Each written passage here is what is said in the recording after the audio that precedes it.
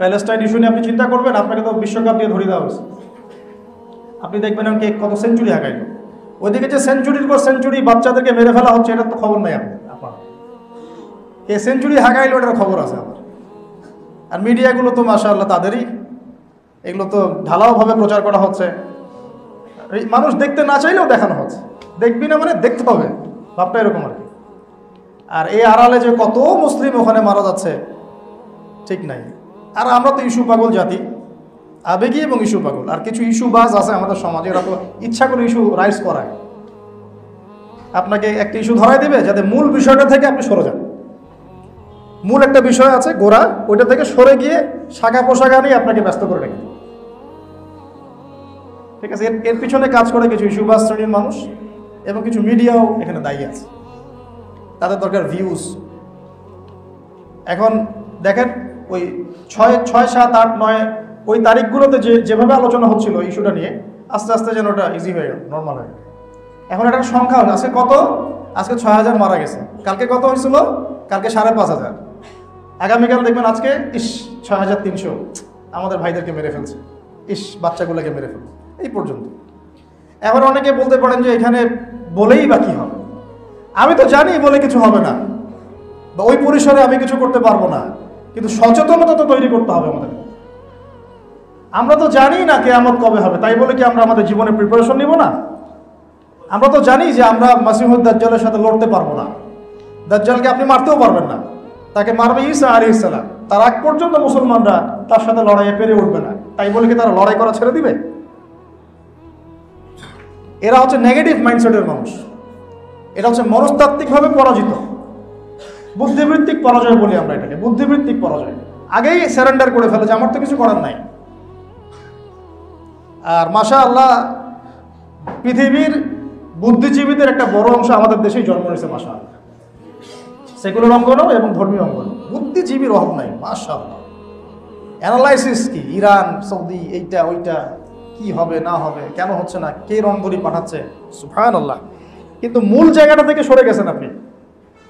মূল জায়গাটা হচ্ছে ওই জায়গাটা হোলি ল্যান্ড, এবং এই হোলি ল্যান্ডটা ছিল আগে জিউসদের, মানে জিউস বলতে বোঝাচ্ছে এখানে বনু ইসরাইলের। বনু ইসরাইল আর এখনকার জিউস কিন্তু এক না, আমি আপনাকে বোঝানোর জন্য বুঝালাম।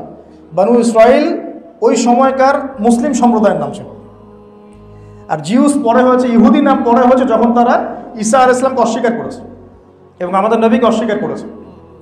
ওই জায়গায় তারা শাসন করতো এক সময়, অনেক বছর আগের কথা। তারা ওই জায়গাটা শাসন করত।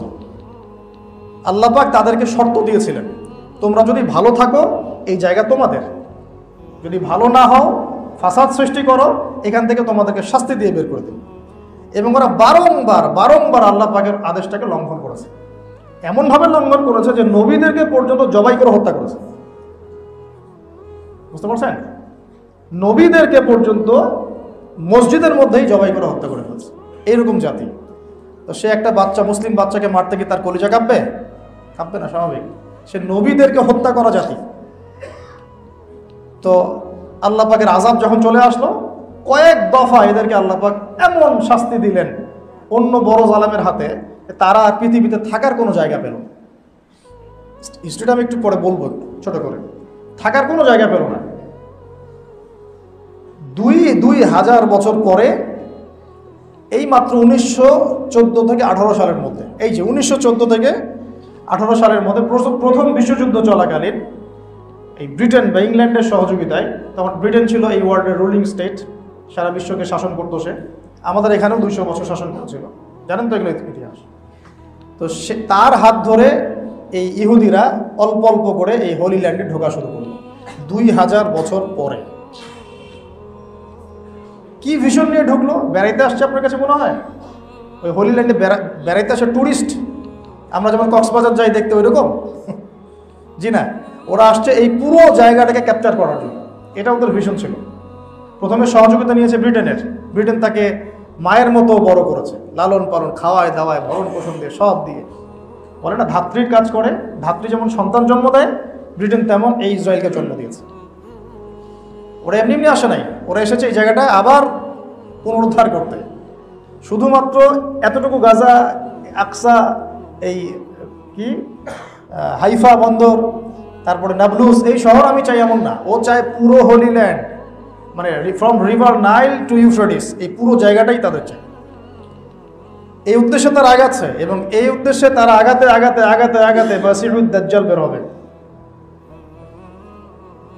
আর এগুলা বলার পরে যদি কোনো শায়েখ আপনাকে বলে যে এই কথা শোনার দরকার নাই, তার আকীদা ভালো না, তাহলে বুঝে নিয়েন তার মধ্যে নেফাক আছে, অথবা তার অন্তর্দৃষ্টির ঘাটতি আছে, অথবা সে ওয়ার্ল্ড অ্যাফেয়ার সম্পর্কে কিছুই জানে না।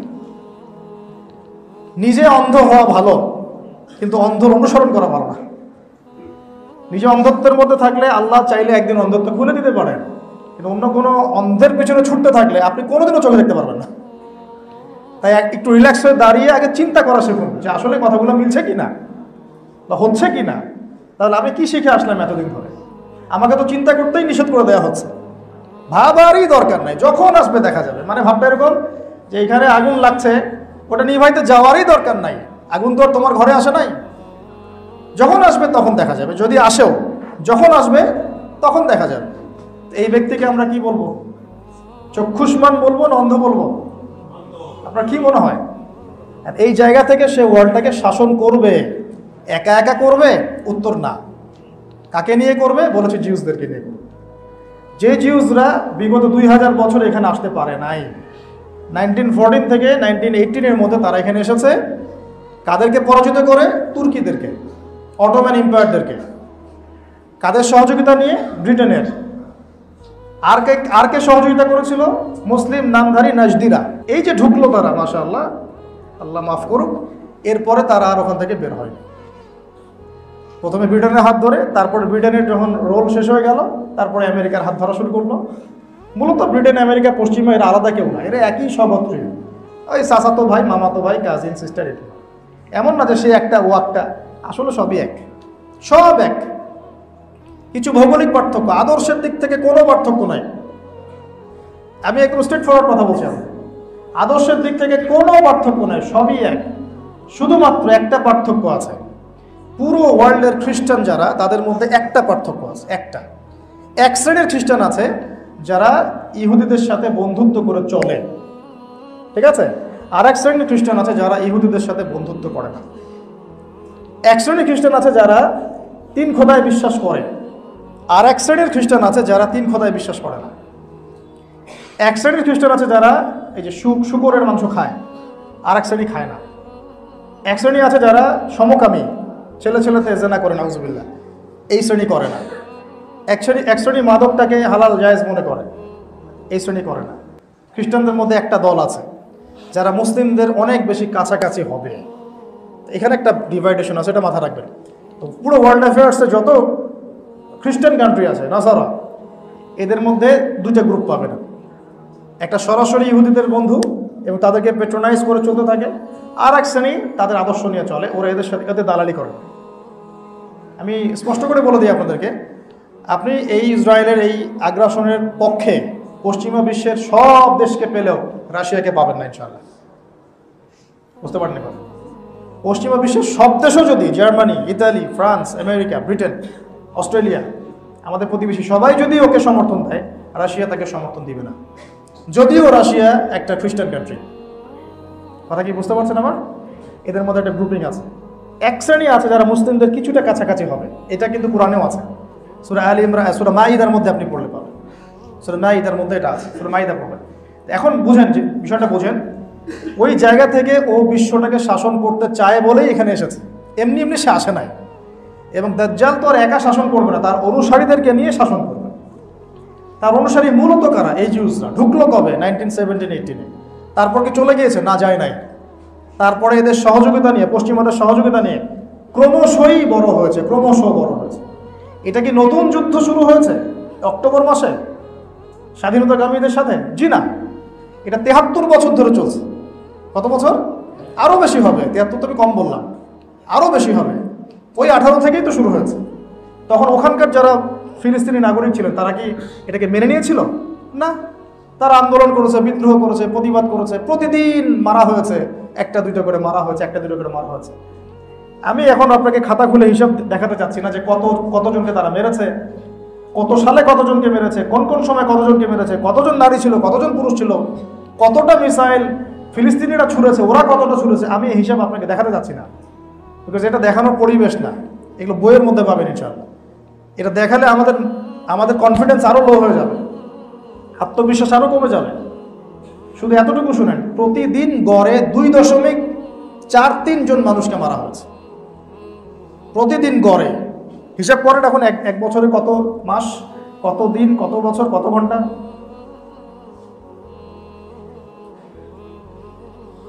বাড়িঘর উচ্ছেদ তো আছেই, বাড়িঘর উচ্ছেদ, কৃষিক্ষেত দখল করা, জলপাই গাছ কেটে ফেলা, মেয়েদেরকে উঠিয়ে নিয়ে যাওয়া। আমি তো ছোট্ট মেয়েটাকে নিয়ে যে আপনাদের এখানে আসছি, আপনার আমার মেয়েকে যদি কেউ উঠিয়ে নিয়ে যায় আপনি কি করবেন? তখন আপনি কতটা সিরিয়াস হবেন? আপনার আমার ছোট্ট একটা বাচ্চা, আপনার তো ঘরে ছোট বাচ্চা আছে, আমার ঘরে ছোট বাচ্চা আছে,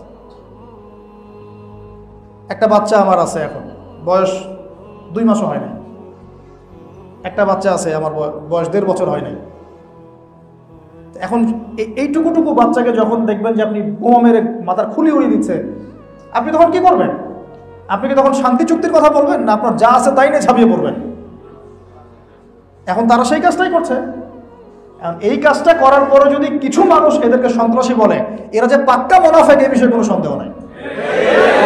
সে যেই হোক না কেন, যত বড় ডিগ্রিধারী শায়েখ হোক না কেন, সে শায়েখ হোক আর ইকোনমিক নেতা হোক আর রাজনৈতিক নেতা হোক, হুএভার হি ইজ, সে যদি এই মাজলুম মানুষদেরকে বলে এরা টেরোরিস্ট, সন্ত্রাসী, এর চেয়ে বড় মুনাফিক এই পৃথিবীতে কেউ নাই।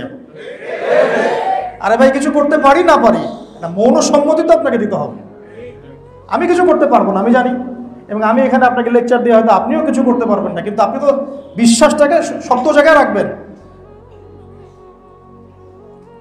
একটা জাতির উপরে বিগত 100 বছর থেকে আপনি প্রতিদিন তাদের বাড়িঘর উচ্ছেদ, মা বোনদেরকে ধর্ষণ, ভাইদেরকে হত্যা, শিশুদেরকে বোম মেরে হত্যা করতেই আছেন।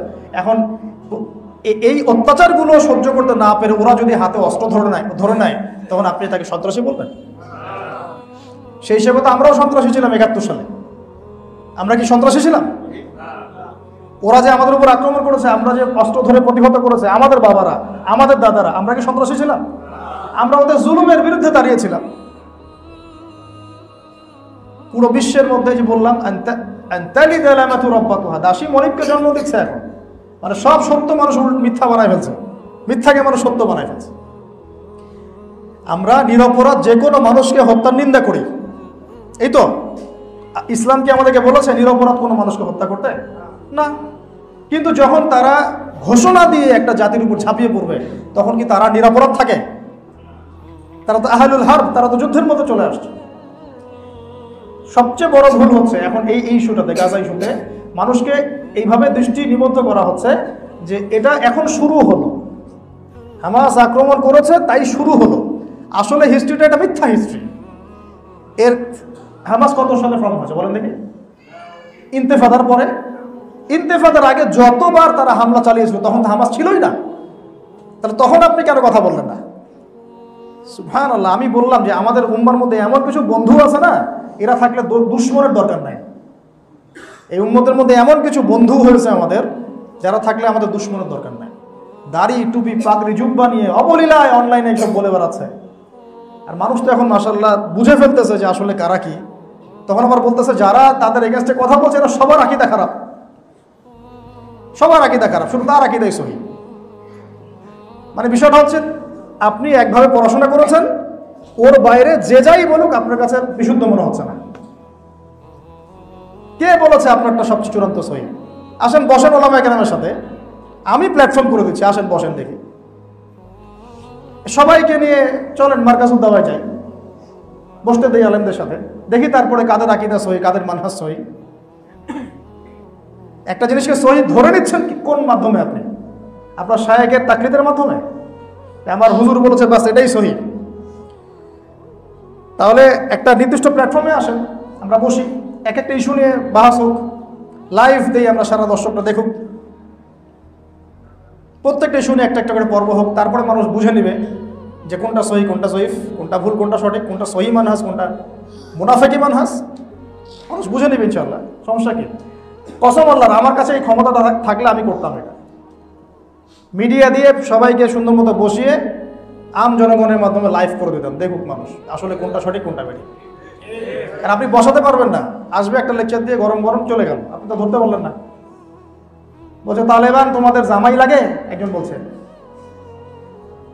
সুবহানাল্লাহ, যে নাকি তাকে সাপোর্ট করতেছে তার আকীদা ঠিক নাই, সে নাকি মুনাফিক। যে আমাদের মুজাহিদ ভাইদেরকে সাপোর্ট করছে, মনস্তাত্ত্বিক সাপোর্ট, যে তারা জালেমের বিরুদ্ধে যুদ্ধ করে 20 বছর যুদ্ধ করে আমেরিকাকে পিটিয়ে বের করছে এখান থেকে, ওরা ভালো না, যে ওদের সাপোর্ট করে ওরা নাকি মুনাফিক। একটা মানুষ কতটা অজ্ঞ হলে, কতটা অন্ধ হলে, কতটা নেফাকি থাকলে পাবলিকলি এসব কথা বলতে পারে, চিন্তার বিষয় না একটা। আর আমরা এদিকে মাশাআল্লাহ মাথায় তুলে একদম সহি সহি, কি একটা অবস্থা! সুবহানাল্লাহ, আপনি যেটাকে সহি মনে করছেন এটাই ভুল, আর সঠিক সহির ধার কাছে আপনি এখন যাইতে পারেন নাই। তো যেতে হলে আপনার চোখের অন্ধত্ব দূর করতে হবে, মনটাকে একটা জায়গায় লিবারেল করতে হবে, কোনো দিকে বায়াসড হয়ে যাওয়া যাবে না, স্থিরভাবে চিন্তা করতে হবে যে আসলেই কোনটা ঠিক কোনটা ভুল। দেখবেন ইনশাআল্লাহ আল্লাহ আপনাকে রাস্তা দেখাবে। আগে যদি আপনি বায়াসড হয়ে যান তাহলে তো সমস্যা। যে বলছিলাম, এই ভাইরা যদি এখন এইভাবে অন্যায়ের এগেইনস্টে প্রতিবাদ করে, আমরা তাকে ভালো মন্দ বলা শুরু করেছি। উদ্দেশ্য কি ওদের? শুধুমাত্র 5-6% জায়গা দখল করা নয়, তাদের উদ্দেশ্য পুরো হোলি ল্যান্ডটা দখল করা। হোলি ল্যান্ড কোন জায়গা বলেন তো? নীলনদ থেকে এই মিশনে তারা 18 সালে ঢুকেছে। ঢোকার পরে ব্রিটেনের ওখানে ছিল জেনারেল এলেনবি। ইতিহাস পড়বেন, ইতিহাস পড়তে হবে। এই এলেনবি একটা ডিক্লারেশন দেয় ওই ইয়াতে, ব্রিটেনে বেলফোর্ড ডিক্লারেশন বলে 1917, যে আমরা এখানে একটা ইসরায়েল রাষ্ট্র চাই, ব্যাস এতটুকু। থাকার অধিকার দিতে হবে। এত মহব্বত, এত পীড়িত, তাহলে ওদের দেশে নিয়ে গেল না কেন? ওরা যদি এত মহব্বত থাকে, প্রেম থাকে, তাহলে ওদের দেশে জায়গা দিল না কেন? ইউনাইটেড নেশনস তো অনেক বড় প্ল্যাটফর্ম, আর অন্য কোনো দেশে কেন দিল না? জার্মানিতে হিটলারের হাতে মাইর খাচ্ছে, তাহলে ওইখানে একটা জায়গা কেন করে দিল না? আমেরিকা তার এত ঘনিষ্ঠ বন্ধু, তাহলে আমেরিকায় কেন জায়গা করে দিল না? ওখানে কেন? বিকজ ওইটাই ফিলিস্তিন, ওইটাই হচ্ছে জেরুজালেম, ওইটাই আল আকসা, ওইটাই হোলি ল্যান্ড। ওখান থেকেই পৃথিবীর শেষ হবে। পৃথিবী আস্তে আস্তে ঘুরে যাচ্ছে। শুধু পলিটিক্যাল অ্যানালাইসিস দিয়ে এটাকে ব্যাখ্যা করতে পারবেন না আপনি, যতক্ষণ না দাজ্জালের কনসেপ্ট জানেন। ওখান থেকেই দাজ্জাল, ওখানেই তার অনুসারীরা, এবং তারা এই বিশ্বটাকে শাসন করবে, এটাও সত্য। মাসিহুদ দাজ্জাল 40 দিন এই বিশ্ব শাসন করবে, এই অনুসারীদেরকে নিয়েই করবে। এবার দেখেন 18 সাল থেকে 23 সাল, 100 বছরের মতো তো কাছাকাছি। লাস্টে 100 বছরে ওদের উন্নতি, অগ্রগতি, প্রোগ্রেসগুলো দেখতে থাকেন। আমি বলেছি এরা 2000 বছরে এরা ঢুকতে পারেন, 2000 বছরেও না। আপনাদেরকে মনে করায় দিই, আমাদের নবী সাল্লাল্লাহু আলাইহি ওয়াসাল্লাম যখন মদিনায়, তখনও মদিনায় 3-4টা ইহুদি গোত্র ছিল কি ছিল না? একটা বনু কুরাইজা, যুদ্ধ হয়েছে না ওদের সাথে, বের করে দেওয়া হয়েছে। একটা বনু কাইনুকা, যুদ্ধ হয়েছে না, বের করে দেওয়া হয়েছে।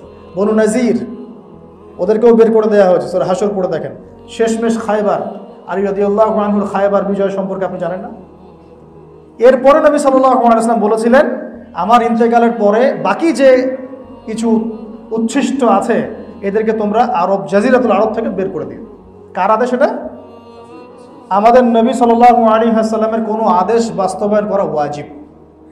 আমাদের ওস্তাদদেরকে জিজ্ঞাসা করেন, নবী করিম সাল্লাল্লাহু আলাইহি ওয়াসাল্লাম কি আপনাকে টুপি পরতে বলেছেন? এভাবে শব্দে বলেছেন তোমরা টুপি পরো? আল্লাহ নবী যখন বলেন করো, তখন ওটা হয় ওয়াজিব। করো না, না করাটা হয় ওয়াজিব। নবীজি বলছেন ওদেরকে বের করে দিও, কি এটা তার সুন্নত না মুস্তাহাব? এই কাজটা সাহাবীরা করেছেন না করেন নাই? আবু বকর সিদ্দিক, ওমর রাদিয়াল্লাহু আনহু একটা একটা করে ধরে ধরে থেকে, কারণ জানেন এখানে থাকলেই সমস্যা করবে।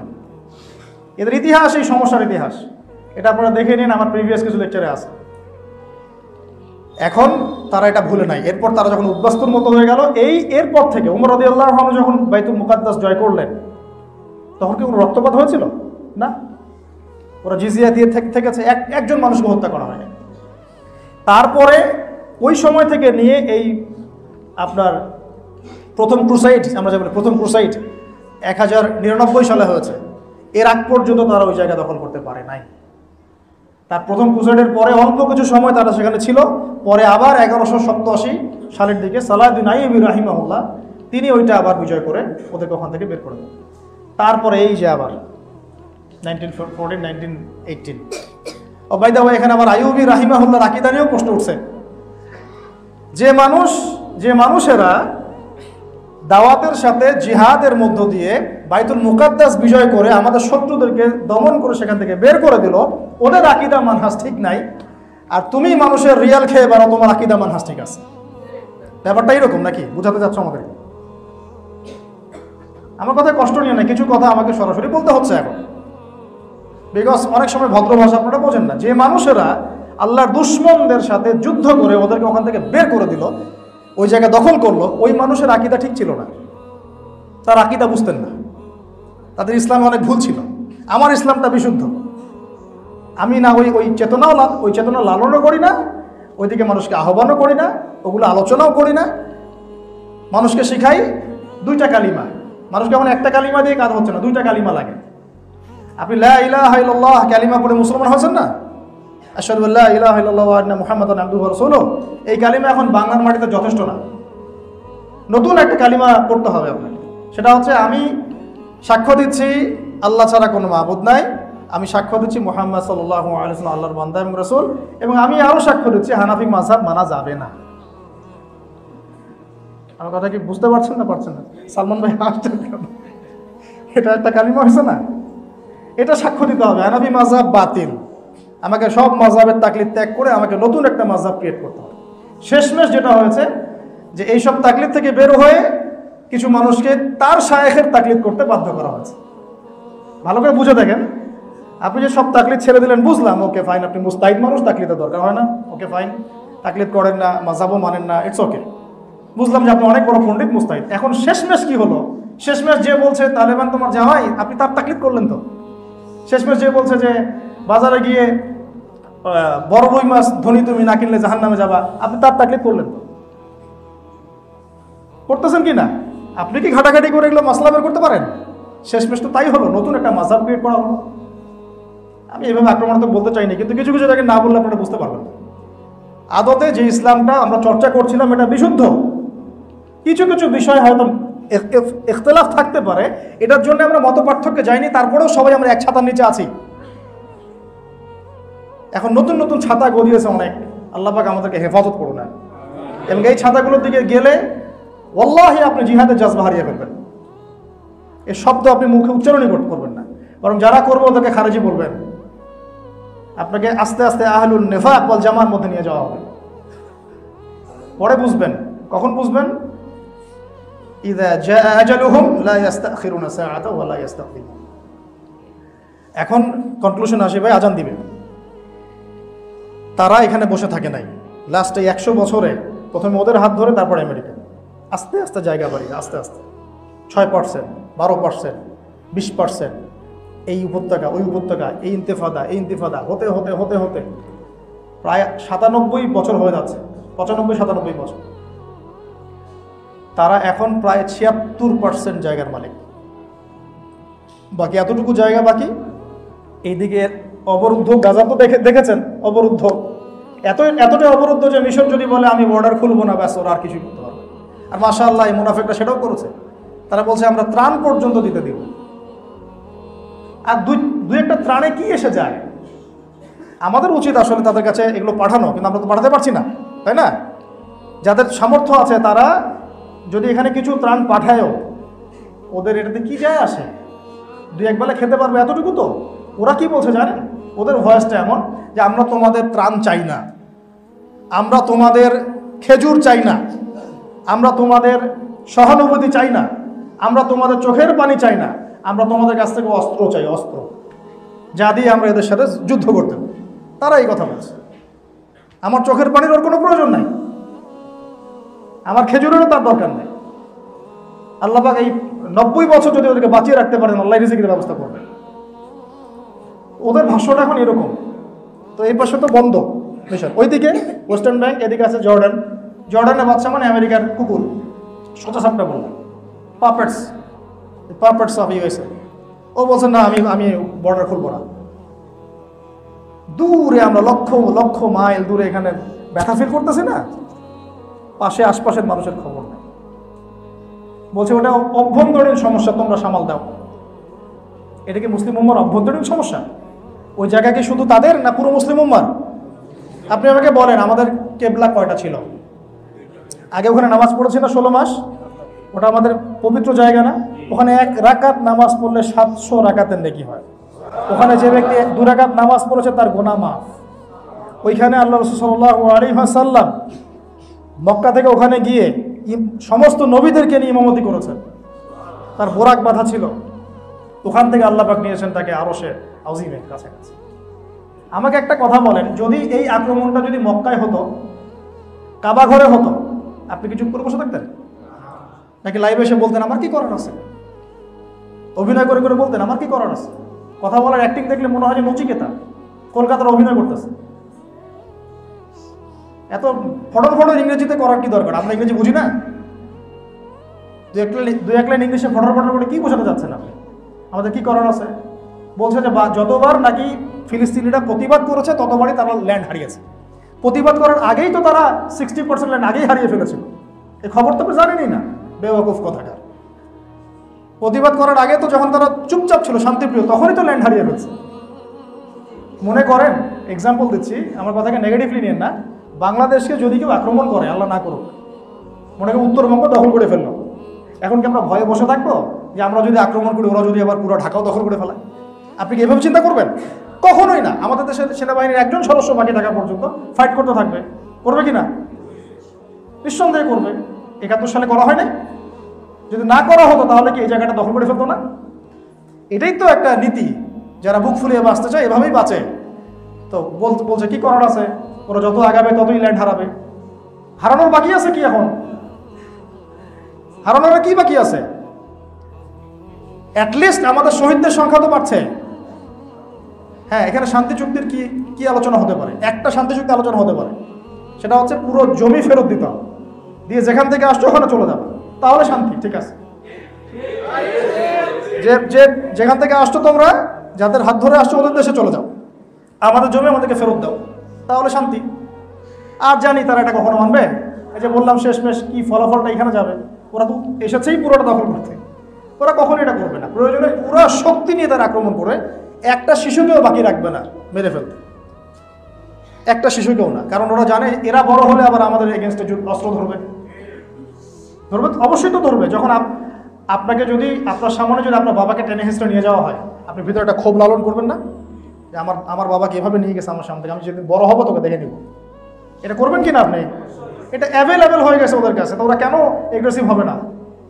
অনেক পয়েন্ট আছে, একটা লেকচারে তো সব পয়েন্ট আলোচনা করতে পারবো না আমি। তো এখানে আমরা মাজলুমদের পক্ষ নিব, জালেমদের না। কিছু করতে পারি না পারি, অ্যাটলিস্ট মাজলুমদের জন্য মন থেকে দোয়া করব, তাদের পক্ষ নিব, প্রত্যেক নামাজে ওদের জন্য দোয়া করব, এটা ব্যথাটাকে ফিল করব, মানুষকে সচেতনতা সৃষ্টি করব, হক কথাটা স্পষ্ট করব।